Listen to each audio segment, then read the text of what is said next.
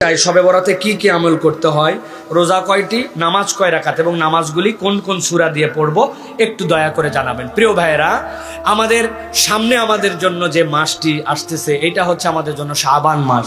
শাবান মাসের সবচেয়ে মর্যাদাকর একটা রাত্রি নবী করিম সাল্লাল্লাহু আলাইহি সাল্লাম বলেছেন, সেইটা হচ্ছে নিসফুম মিনাশ শাবান। আমরা যেটা শবে বরাত বলি ওইটাই হাদিসের পরিভাষায় নিসফুম মিনাশ শাবান, শাবানের মধ্যরাত। আল্লাহ নবী বলছেন এই রাতের একটা মর্যাদা আছে। কি? আল্লাহ রাব্বুল আমিন আসমান থেকে বান্দার কাছে নেমে আসেন, এরপর আল্লাহ রাব্বুল আমিন পৃথিবীর সব বান্দাকে আল্লাহ মাফ করে দেন। সুবহানাল্লাহ বলেন। নিসফুম মিনাশ শাবানে আমল কি? নবীজি বলছেন দুইটা আমল। একটা আমল হচ্ছে তোমার জীবনে শিরিক মুক্ত হতে হবে, 2 নম্বরে মুশাহিন তোমার অন্তরটা বিদ্বেষ মুক্ত হবে। কিচ্ছু না, কেবল শিরিক মুক্ত, বিদ্বেষ মুক্ত। আল্লাহ এই 2 অন্তরের আমলে আল্লাহ তাকে মাফ করে দেন।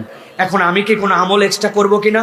করতে পারেন, তবে তার আগে জানতে হবে এক লোক নামাজই পড়তে পারে না, পঙ্গু হাসপাতালে শুয়ে আছে, এক লোকের ডাক্তার নিষেধ করে দিছে, তার ওষুধকে তো ইঞ্জেকশন নিতে হয়, তার 3 ঘন্টার বেশি সে না খেয়ে থাকলে তার অবস্থা খারাপ। ওই লোক হাসপাতালে শুয়ে আছে, এখন সে কেমনে ক্ষমা পাবে?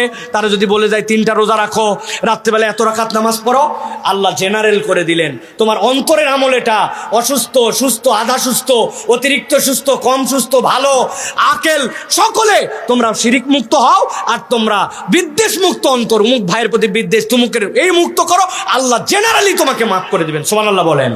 এইটা শবে বরাতের মূল আমল।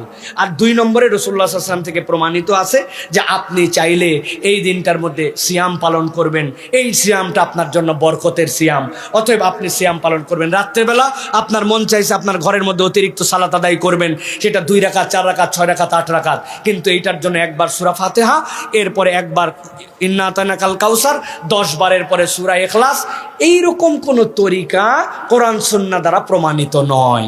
অতএব এইটা আপনারা করবেন যে আপনারা সালাত আদায় করলেন, রোজা রাখলেন, আর অন্তরের এই 2টা রোগ আমার আছে কিনা এইটা মুক্ত করতে হবে। এটাই হচ্ছে আপনি যেটা শবে বরাত বলতেছেন, হাদিস যেটাকে নিসফুম মিনাশ শাবান বলতেছে, এইটার আমল। আপনি সারা রাত নামাজ পড়লেন, আগে একটা রোজা রাখলেন, পরে একটা, ওই দিন একটা, কিন্তু আপনার অন্তরটা পয়সা গেছে হিংসা বিদ্বেষে ভরা। কারো উন্নতি দেখতে পারেন না, কারোর প্রতি আপনার ভাল লাগে না, সকলের প্রতি আপনার হিংসায় ভরা মন, কাউরে মাফ করতে পারেন না। অমুক অমুক করছিল ধরে রাখছেন মনের মধ্যে, এদিকে নামাজে ফাটায় ফেলতেছেন, রোজায় ফাটায় ফেলতেছেন। আপনার এগুলো একটাও কাজ করবে না, আপনার পাত্র ঠিক নাই, ওর মধ্যে কোনো আমল বাঁধবে না, ঠিক কিনা? অতএব এই 2টা আমাদেরকে করার জন্য চেষ্টা করতে হবে। আল্লাহ আমাদেরকে বোঝার তৌফিক দান করেন। এগুলো একটাও কাজ করবে না, আপনার পাত্র ঠিক নাই, ওর মধ্যে কোনো আমল বাঁধবে না, ঠিক কিনা? অতএব এই 2টা আমাদেরকে করার জন্য চেষ্টা করতে হবে। আল্লাহ আমাদেরকে বোঝার তৌফিক দান করেন।